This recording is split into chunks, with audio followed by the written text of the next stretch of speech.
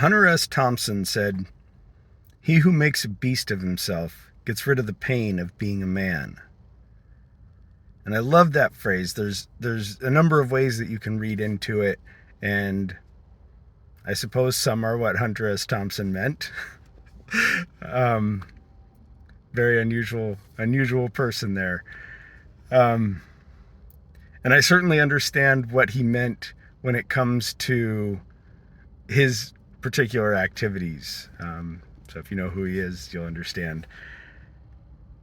But one of the ways it applies to my life for sure, and I think that we can all use, is when we try to do something that we could call hard or that we say requires a certain amount of discipline and dedication.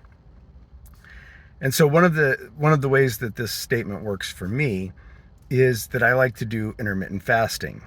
And so what I try to do is I try to keep my eating window somewhere between 4 hours and 8 hours. Usually it's closer to about 4 hours, 4 or 5 hours, something like that. I'm not too strict on it, just so long as I keep it in that range somewhere. And that can be difficult because during that time, I still don't eat like complete crap or anything like that. I do eat a lot during my eating window, but I don't eat complete crap.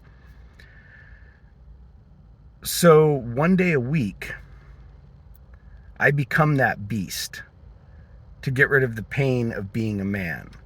So the rest of the time I'm a man, but that one day a week, I go ahead and I eat as much as I can handle, basically. I eat pizza and donuts and cake and cinnamon rolls and Chinese food and hamburgers, sometimes all at once, usually all at once. And I still try to maintain my intermittent fasting window, but I just go all out. And the reason that this works, well, let me rewind. So the rest of the time, the rest of the week, I don't really have a desire to go outside of my diet. I don't really have and diet, I use that really loosely because I eat all kinds of stuff.